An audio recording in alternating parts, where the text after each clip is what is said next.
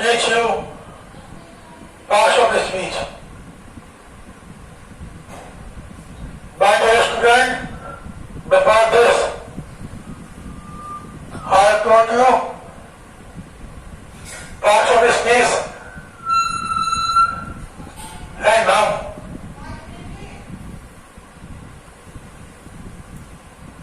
but today I am going to teach you the same. I am going to teach you the same. Truly. And I will teach you parts of speech and the left part of the grammar and writing skill completely within 10 to 15 days. My dear student, parts of speech definition is in front of you on the board. ये एक वो शब्द है जो कि अपने अर्थ में पूरा मतलब निकालता है, पूरा काम करता है और साथ ही ग्रामर का भी ध्यान रखता है, यानी ग्रामर के रूल्स और ऑपरेशन का भी ध्यान रखता है। सेंटेंस के बीच में जितने भी वर्ड होते हैं ये वो वर्ड है जो भी ग्रामेटिकली अपना पूरा करता है, वो भी अर्थ के मुताबिक। Parts of speech indicates how the word functions grammatically within the sentence as per the rules and regulation of grammar. यानी ग्रामर के रूल के मुताबिक ये वो शब्द है जो कि व्याकरण के नियम के मुताबिक कार्य करता है और अपना फंक्शन भी पूरा करता है जो उसका फंक्शन है। There is a definition of parts of speech in front of you on the board. Example, Ram is teaching in the classroom.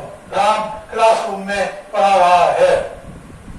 My dear student, first of all, I want to tell you that there are 8 kinds of parts of speech: noun, pronoun, adjective, adverb, verb, preposition, conjunction, and in the last of all, there is 8 number interjunction. So the definition of parts of speech now we take Ram is teaching in the classroom. Now I will like to describe each word by showing and by giving them the name or noun, pronoun, adjective, adverb, verb, conjunction, interjection, whatever the kind of parts of speech described by it. The same I am going to tell you. Ram क्या है? Noun है और noun में भी common noun. Ram is common noun. Common noun is क्या है? Linking verb. Linking verb इसे कहते हैं, ये वो वर्ब है जो सब्जेक्ट को उसके कंपोनेंट से जोड़ती है। The verb that joins subject to its component is known as linking verb. तो ये वो वर्ब है जो कि सब्जेक्ट को बाई कंपोनेंट से जोड़ रही है, यानी कि राम का संबंध टीचिंग इन द क्लासरूम से बता रही है। अगर इस नहीं होता तो राम का संबंध इससे अधूरा रह जाता।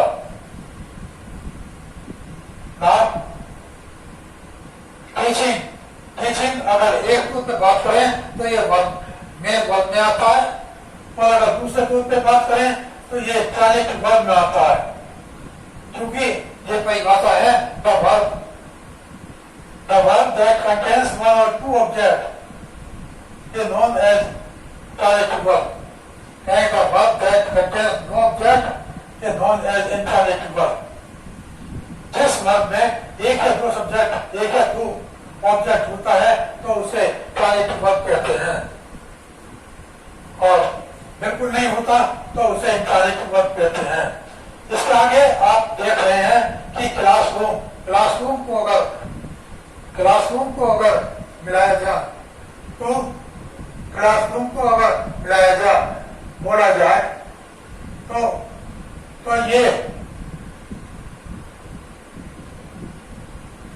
तो ये प्लेस माना जाएगा। लेकिन अगर दूसरे तरीके से देखा जाए तो क्लास को कलेक्टिव नाउन बोला जाएगा। रूम प्लेस में आ जाएगा और क्लास कलेक्टिव नाउन में आ जाएगा। और भी तो आप जानती हैं डेफिनेट आर्टिकल है। Digest में once more also I will have to repeat it again. Ram common noun is linking verb, teaching transitive verb। क्योंकि इसके अंदर अगर एक ऑब्जेक्ट है तो एक ट्रांजिटिव वर्ब होगा, अगर नहीं है तो नहीं होगा, वो इंट्रांजिटिव वर्ब हो जाएगा।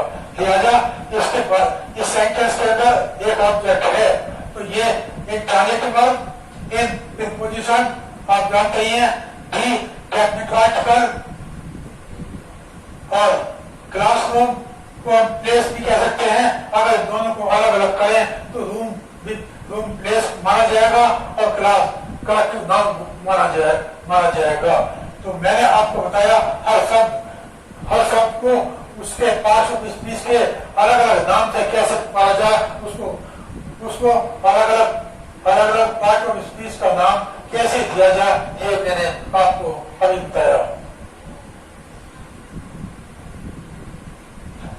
तो ये था आपके सामने पार्ट ऑफ स्पीच का एक उदाहरण प्रैक्टिस के साथ, यानी कि हम इसमें यह बताया हुआ है कि ये इंडिकेट बताता है कि शब्द कैसे काम करता है अपने अर्थ के तौर पे, और वो भी ग्रामेटिकली व्याकरण के मुताबिक सेंटेंस के अंदर।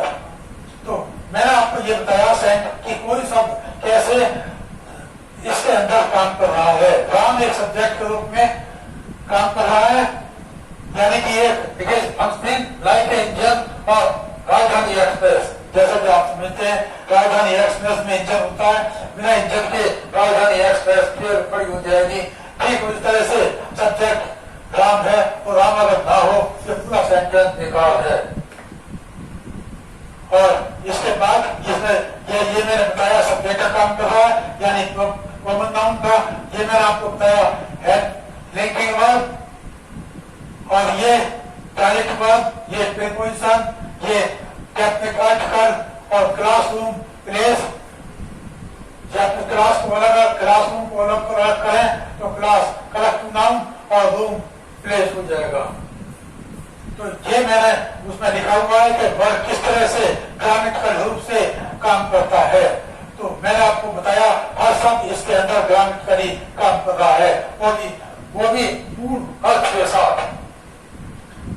अर्थ भी स्पष्ट हो रहा है। Ram is teaching in the classroom, कि राम क्लासरूम में पढ़ा रहा है, और ग्रामेटिकल भी ग्रामर का भी ध्यान रखा गया है। ऐसा कुछ नहीं है, सबको पता है कि ये सेंटेंस प्रेजेंट कंटिन्यूअस है। And you know very well that is or when are used are the helping words which are used with the subject along with first form of verb with ing, but is applicable for singular number only. जैसे एक राम श्याम मोहन और singular number.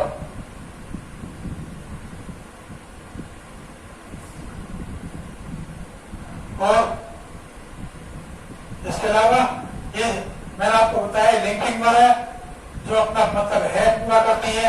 Teaching का मतलब है पढ़ाना, इन का मतलब में द क्लासरूम, ये क्लास कलेक्टिव नाउन, और डेफिनेट आर्टिकल और रूम प्लेस। अगर क्लासरूम को एग्जायर करते हैं तो ये हो जाएगा आपका सिर्फ प्लेस। तो ये सेंटेंस ग्रामेटिकल रूप से सही है, अगर अर्थ के रूप में देखा जाए तो भी सही है। तो यही दोनों बात इस डेफिनेशन में पूछी गई है कि अर्थ भी सही होना चाहिए और वो ग्रामेटिकल रूप से भी सही होना चाहिए। ग्रामेटिकली सही है, जहाँ सब्जेक्ट आना चाहिए वो सब्जेक्ट, हेल्पिंग वर्ब, प्रीपोजिशन और ऑब्जेक्ट जहाँ आने चाहिए जिस सब को वहीं आ रहे हैं और अपना फंक्शन में पूरा कर रहे हैं। तो जाहिर सी बात है part of speech definition of parts of speech has been given in a proper way by showing the correct example as it is in front of you while speaking in the classroom. Now come to next point, kinds.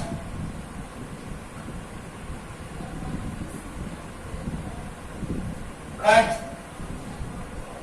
Parts of speech में मैंने सबसे पहले kinds आपको बताई थी noun. So now we take first of all noun. Now we take first of all noun. Noun is the name of person, place or thing.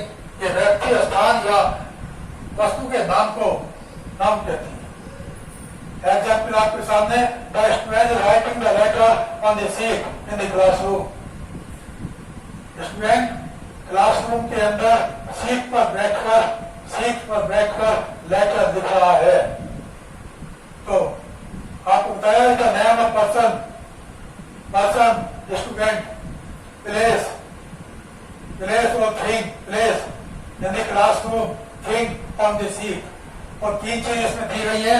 तीन चीज मैंने आपके सामने सेंटेंस के अंदर पेश कर दी है। काइंड्स ऑफ नाउन, नाम के प्रकार कितने होते हैं? Number 1 common noun, number 2 proper noun, number 3 collective noun, number 4 natural noun and number last and 5 abstract noun. Now the student first of all we take the first noun, that is common noun. Common noun is the noun of unspecific person, place or thing. ये एक unspecific person, place और thing के नाम को हम common noun कहते हैं। Specific का मतलब है क्वालिटी वाला, अनस्पेसिफिक का मतलब है क्वालिटी ना रखने वाला। यानी कि ये क्वालिटी ना रखने वाले व्यक्ति, स्थान या वस्तु के नाम को हम कॉमन नाउन कहते हैं। अगर क्वालिटी है भी तो वो भी कम हो या ना के बराबर हो, उसको हम कॉमन नाउन कहते हैं। यानी कि हम ये कह सकते हैं common noun comes in the category as general category में आता है। अगर हम ये कहें जैसे table, chair, stool, marker, pen, book, तो these all things come in the category of common noun.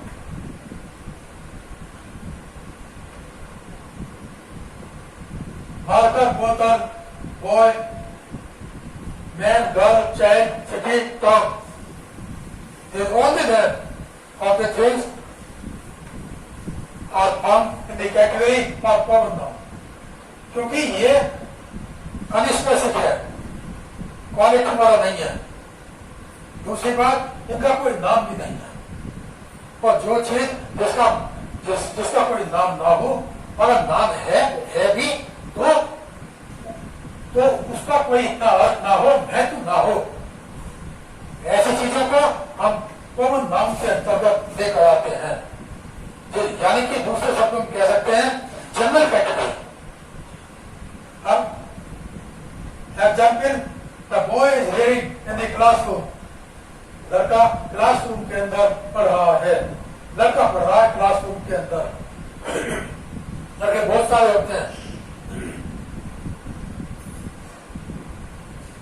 तो ये अनस्पेसिफिक क्वालिटी में आता है, इसलिए इसको नाम इसलिए इसको कॉमन नाउन के अंदर रखा गया है। Now come to common noun is the name of specific person, place or thing. Proper noun is the name of person, place of specific person, place or thing. ये विशेष क्वालिटी वाले व्यक्ति, स्थान या वस्तु के नाम को हम प्रॉपर नाउन कहते हैं। कॉमन नाउन और प्रॉपर नाउन में आप समझेंगे कि इसकी परिभाषा है अनस्पेसिफिक पर्सन, प्लेस और थिंग के नाम को कॉमन नाउन कहते हैं, जबकि प्रॉपर नाउन की परिभाषा है स्पेसिफिक पर्सन, प्लेस और थिंग के नाम को प्रॉपर नाउन कहते हैं। कहने का अभिप्राय ये है, ये एक जनरल कैटेगरी है और ये बड़ी कैटेगरी है। मोटे तौर पे आप इतना फर्क समझ लो, ये जनरल कैटेगरी है इसमें कोई भी आ सकता है, कोई भी रह सकता है, ठीक है, जिसका कोई इतना कोई खास भेद ना हो, और साथ ही उसका उसकी कोई क्वालिटी भी कोई खास ना हो, मगर प्रॉपर नाउन के अंदर क्वालिटी भी खास हो और उसका नाम भी हो, इन दोनों के साथ में उसको प्रॉपर नाम की संज्ञा दी जाएगी। ये इसके अंदर खास बात है। अगर और एक खास एग्जाम्पल दे देता हूं कि जैसे ट्रेन के डिब्बे में जनरल कंपार्टमेंट होता है और एक AC1 या AC2 होता है। जनरल कंपार्टमेंट में कोई भी बैठ सकता है, AC1 वाला, AC2 वाला, AC3 वाला, फर्स्ट क्लास वाला भी और जनरल डिब्बे वाला भी। लेकिन AC1 और 2 में AC1 वाले में AC1 वाले ही बैठेंगे या AC2 वाले में AC2 वाले ही बैठेंगे। वही फर्क इसके अंदर दिखाया गया प्रॉपर नाउन और प्रॉपर नाउन। यानी कि ऊपर वाला नीचे आ सकता है, उच्च कैटेगरी का निम्न कैटेगरी में आ सकता है, लेकिन निम्न कैटेगरी का ऊपर कैटेगरी नहीं जा सकता। जिस तरह से क्लास 1 ये कहते हैं कि AC1 और AC2 का यात्री जनरल डिब्बे में आ सकता है, मगर जनरल डिब्बे का यात्री AC1 में नहीं जा सकता। तो रूल है, क्योंकि उसका किराया ज्यादा है, उसकी फैसिलिटी ज्यादा है, उसका किराया कम है। ठीक उस तरह से कॉमन नाउन तो हम कॉमन नाउन में काम नहीं कर सकते, क्योंकि कॉमन नाउन एक जनरल कैटेगरी में आता है और प्रॉपर नाउन एक बड़ी कैटेगरी में आता है, जैसे कि मैंने आपको बताया। थोड़ा सा फर्क ये दिया और खास फर्क मैं आपको और एक बताऊंगा। तो अगर आप देखें अकबर, अशोक, ताजमहल, लंदन, पेरिस, तो ये प्रॉपर नाउन में आते हैं। अगर और बात करें स्टेट की, तो स्टेट में कैलिफोर्निया, कंट्री की बात करें USA, ऑस्ट्रेलिया, और अगर प्लैनेट की बात करें तो नेपच्यून, लैंग्वेज की बात करें तो स्पेनिश और फ्रेंच लैंग्वेज, और अगर हम किसी कंपनी की बात करते हैं तो सोनी कंपनी, और ऑसिन और महासागर इसमें फर्क है। ऑसिन तो पूरा ऑसिन होता है, मगर महासागर और ऑसिन में फर्क होता है।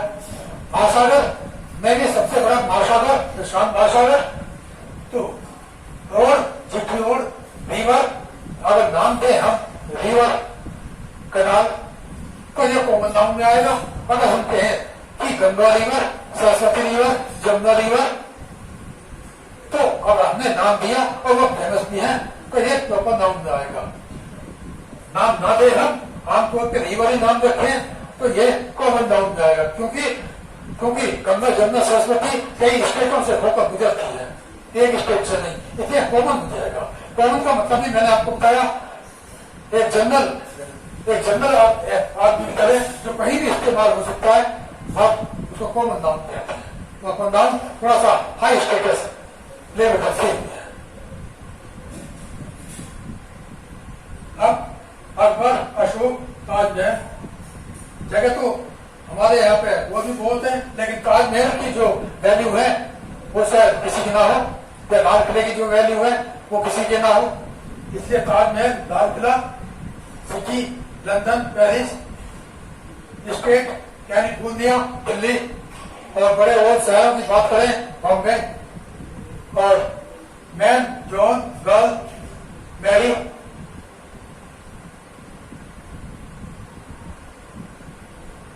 सिटी, लंदन, पेरिस बताया मैंने आपको, और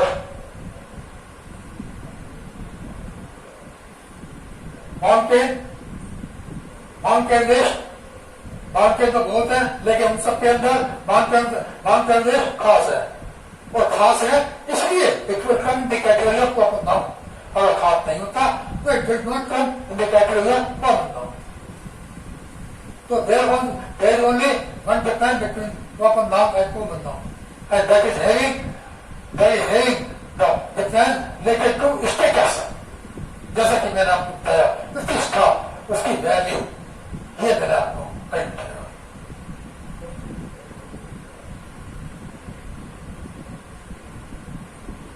नाम तो बहुत होते हैं, राम, श्याम, मोहन, लेकिन उन सबके नाम के अंदर अकबर, अशोक जगह की बात करते हैं तो लंदन, पेरिस और ताजमहल वगैरह ये आपके प्रॉपर नाउन के अंदर आएंगे। मेन चीज थी डिफरेंस बताने वाली, the difference between common noun and proper noun. Now I tell you clearly the main difference between common noun and proper noun. जैसा कि मैंने आपको बताया, common noun is a name of unspecific person, place और thing. Unspecific person, place और thing के नाम को कॉमन नाउन कहते हैं। And proper noun is a name of specific person, place और थिंग। ये क्वालिटी रखने वाले व्यक्ति या स्थान या वस्तु के नाम को प्रॉपर नाउन कहते हैं। और कॉमन नाउन क्वालिटी ना रखने वाले या रखता भी है तो कम, जैसे कोई वैल्यू ना हो या हो तो बहुत कम वैल्यू हो, उस वैल्यू ना रखने वाले व्यक्ति, स्थान या वस्तु के नाम को हम कॉमन नाउन कहते हैं। कॉमन नाउन मैन, अगर मैन सिर्फ मैन आता है तो ये कॉमन नाउन में आएगा, क्योंकि आदमी है। कौन आदमी है कौन नहीं पता, क्योंकि जनरल कैटेगरी है, इसलिए ये कॉमन नाउन। मगर यदि कौन इज बाय नेम, अगर हम उसको नाम देते हैं by John, then it will come automatically in the category of proper noun. Girl also comes in the category of common. But like John, if you also give the name Mary, then it will be also automatically counted in proper noun. Now come planet तो बहुत है, लेकिन उन सबके अंदर Neptune, हमने नाम दिया नेपच्यून, वैसे भी वो सब में लार्ज है, लार्जेस्ट है, इसलिए प्रॉपर नाउन। सिटी, शहर, सिटी, टाउन, विलेज, अगर हम इसको बोले तो ये कॉमन नाउन में आएगा। और अगर आपने किसी सिटी का नाम दे दिया, then it will be counted in the category of proper noun. City, London, Paris, Delhi, Calcutta, Bombay, Kanpur.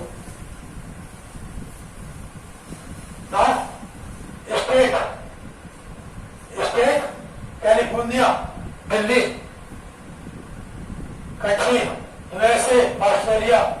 Language, अभी मैंने आपको बताया था French and Spanish, there is a lot of languages international wide, but out of them French language and Spanish language are having status more than other language.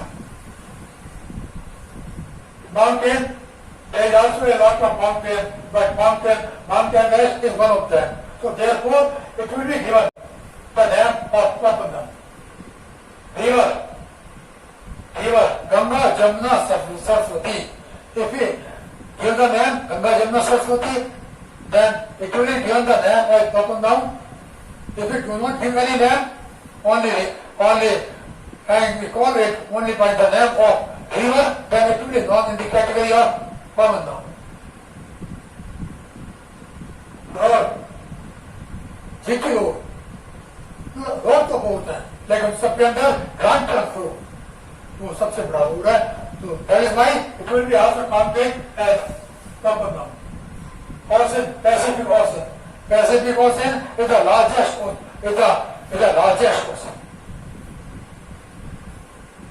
जिसकी गहराई है 15 kilometre नीचे तक, यानी 15 किलोमीटर नीचे तक पानी उसका बहता है, लिहाजा ये पैसिफिक ओशन में कहलाया जाएगा।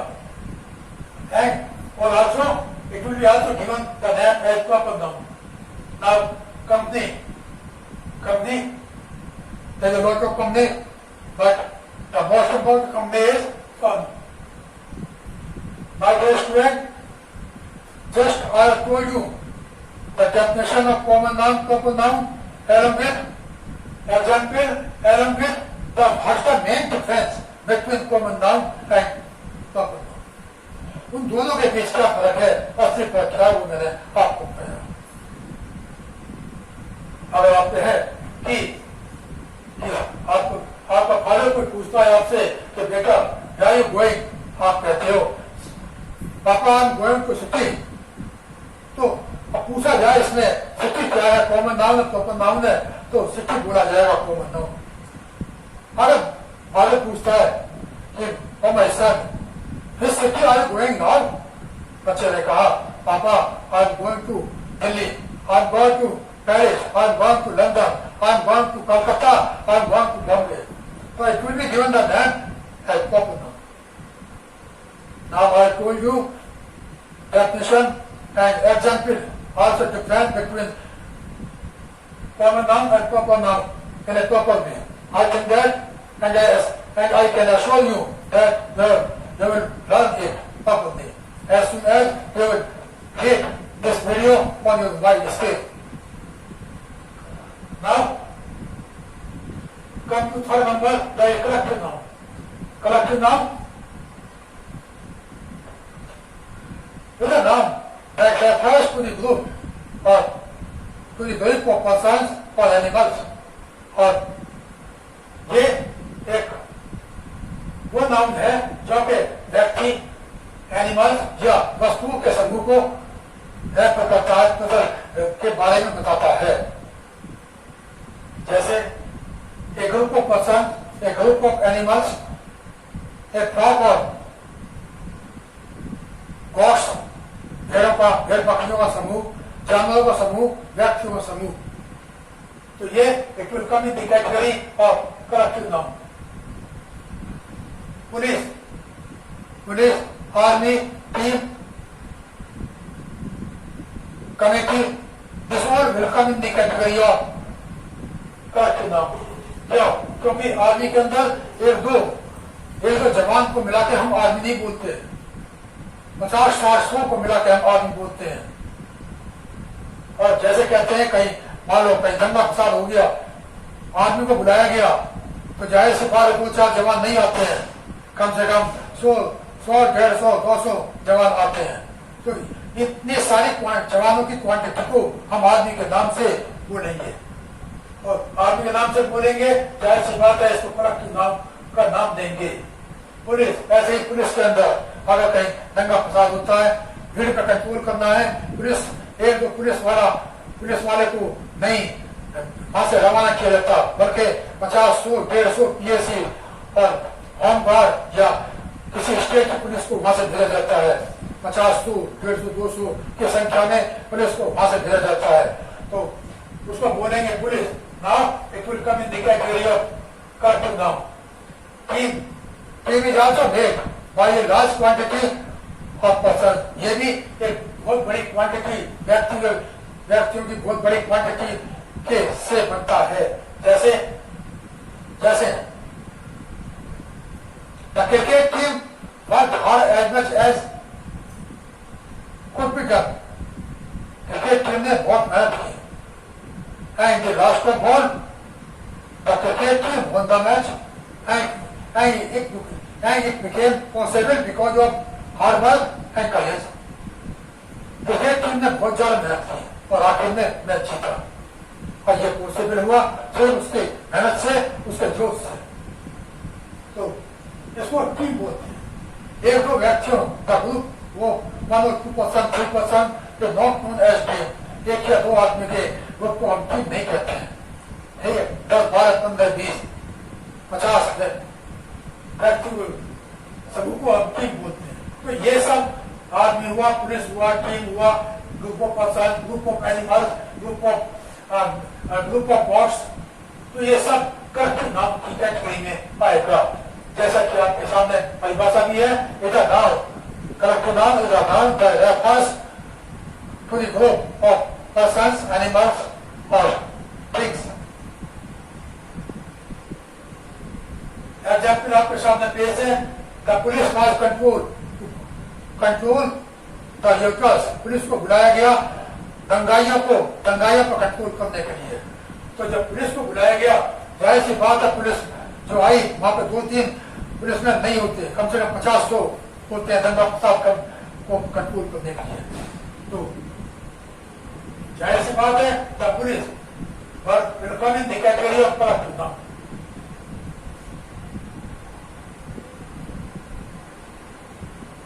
The army was called in order to control the Yuccas.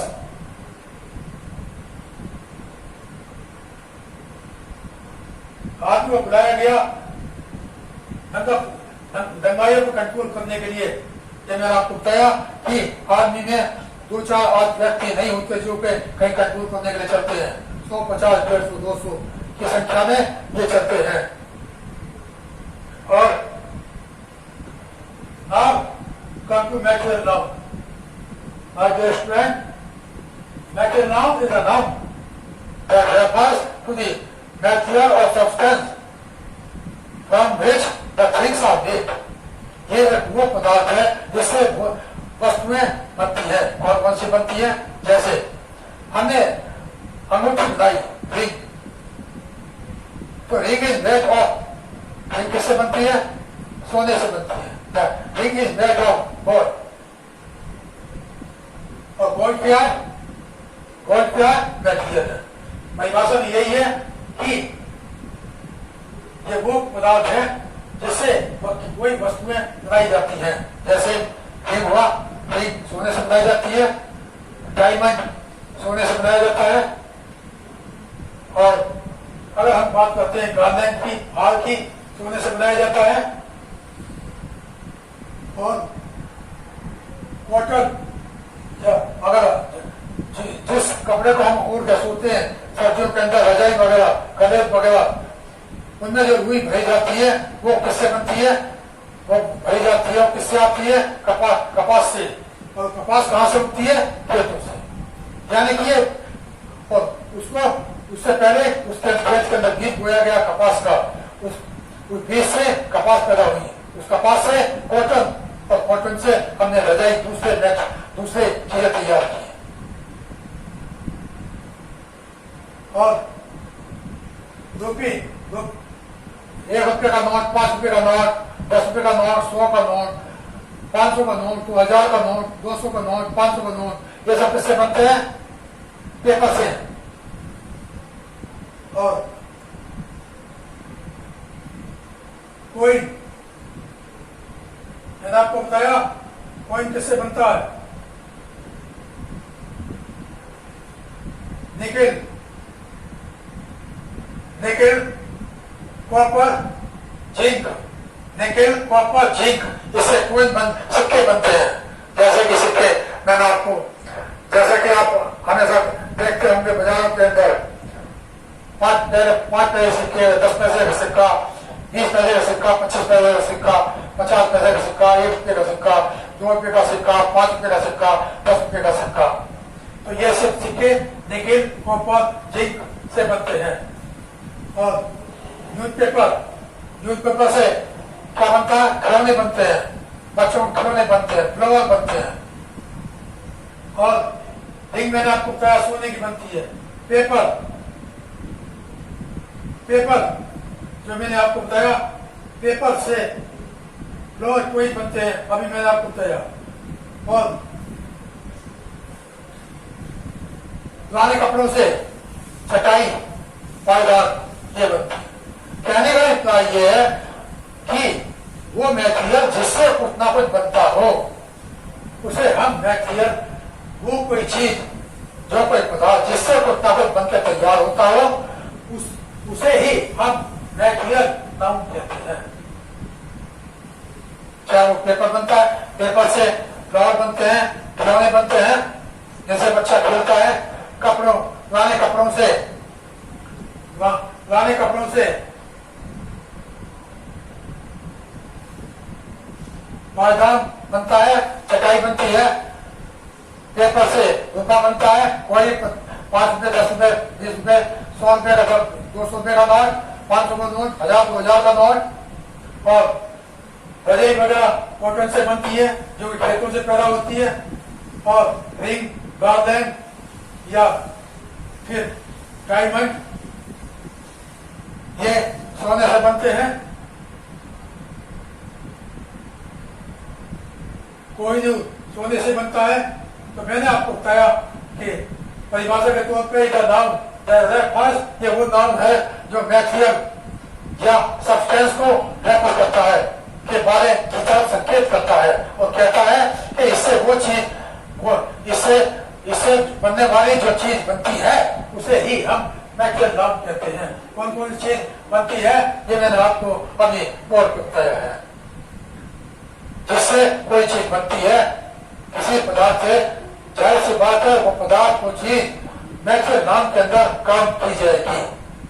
मोटे पे आप इतना समझें। My dear student, now come to the number that is abstract noun. Abstract noun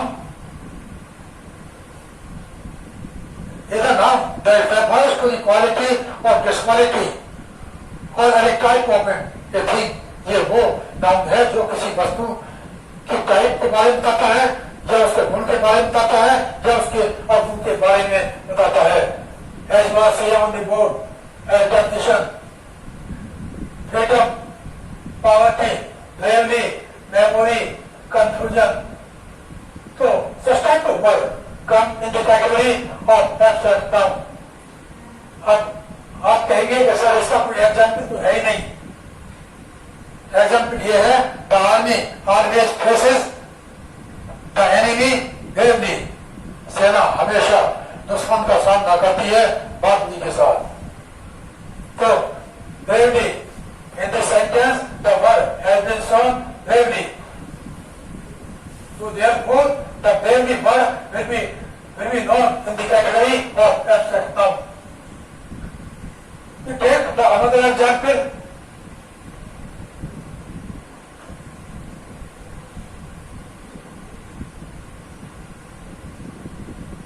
Memory. We should always maintain our memory. हमें हमेशा अपनी memory को कायम रखना चाहिए।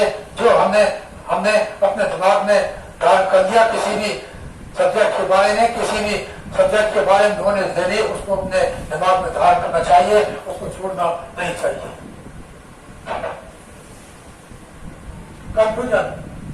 Confusion always gives the dark.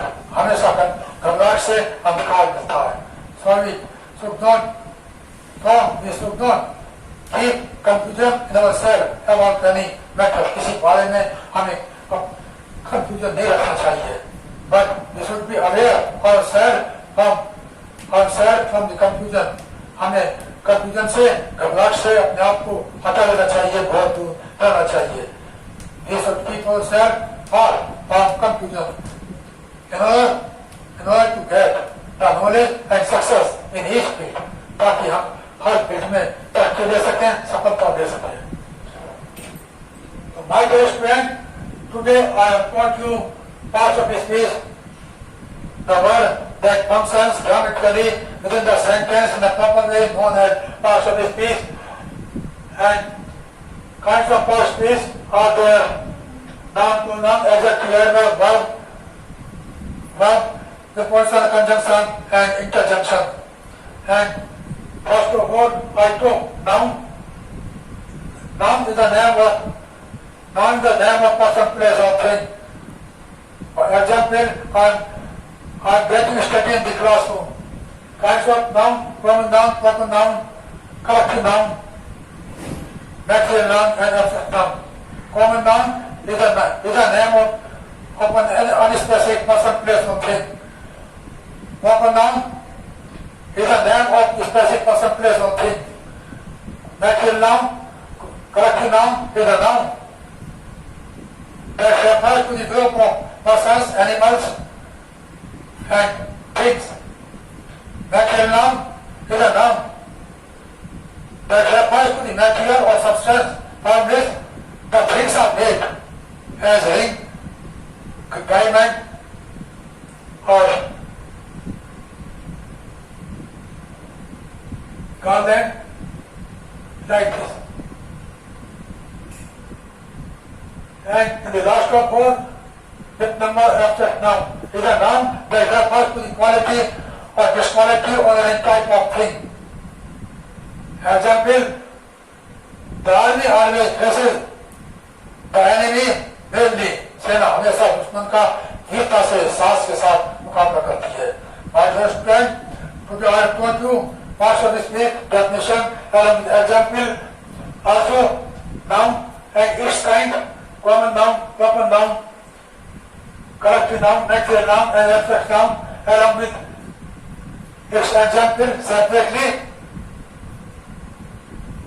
From my side, today is over, and tomorrow morning I will meet you again for the next chapter, that is pronoun. You have to write in your copy. Also, you can clear the talk. If you have any comment about the topic, please.